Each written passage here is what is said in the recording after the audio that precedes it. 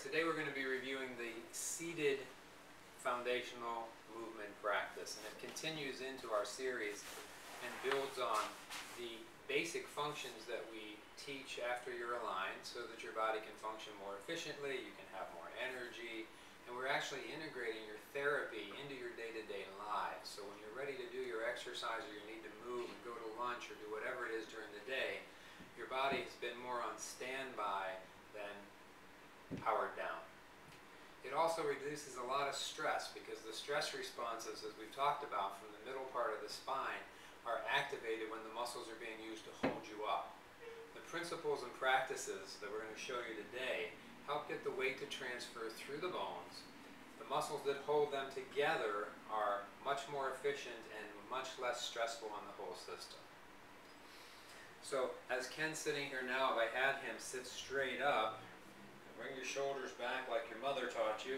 If I were to press on him, I could push him backwards very easily because the weight is more being balanced from up here.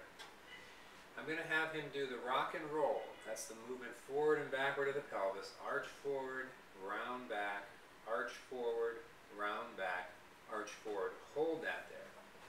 Another principle in the foundational movement practice is shoulders always go down first, then back. If you lean forward, there's a comfortable stop there. It's almost like the top found the bottom. And when I press on him now, the weight is transferring down to the sit bones, and the bones are resisting me, not the muscles. Now, from that position, you can arch forward and round back. And we can do the whole cat-cow, exaggerating this movement, breathing in, breathing out. Breathing in, that gets the respiration going, it gets the circulation going in, out, in and hold. Shoulders stay down and back, lean a little bit forward. There's not too much further he could go without starting to bend something. Is that accurate? Good. When I press on him, resist and hold, he's nice and solid. The next thing we're going to do is shift our focus from the spine and the pelvis down to the sit bones, and have him stay forward while he thinks about moving to the middle and to the back of the sit bones. Drop back, drop back. What that does is it lengthens the lumbar spine. It still gives this area support, and when I press on him, he's still solid. Now, this is fine if you're working this computer terminal.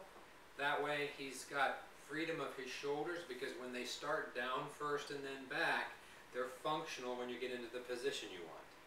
Remember, if you're using your shoulders to hold you together, by the time you go to do something, you have to give up what you've had to do what you need to do. And that takes energy, and it drains you during the day instead of charges you.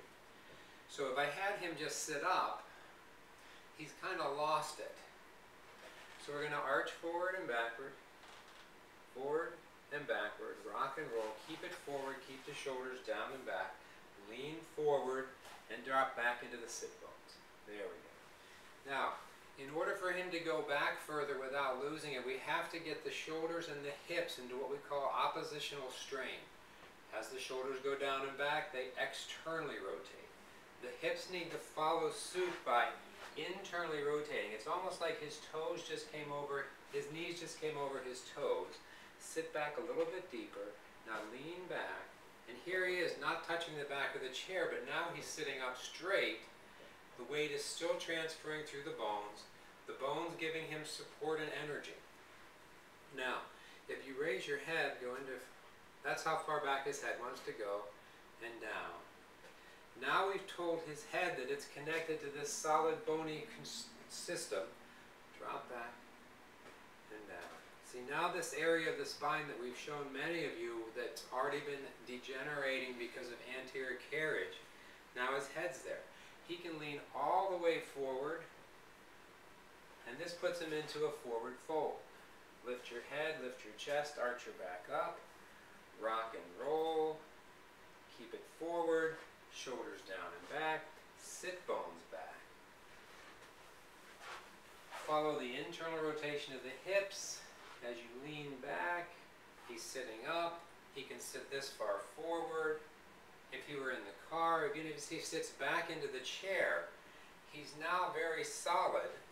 He could drive the car without losing the connection of his sit bones.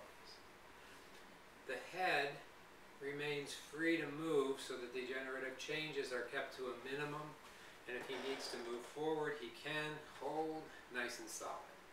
So again, the benefits are the weight transfers through the bones, the muscles reflexively are just supporting the position, energy is created from the inside out as we're meeting the world in a healthy tone. So our energy is increased, our stress is reduced, and our function during the day keeps us prepared for what's next.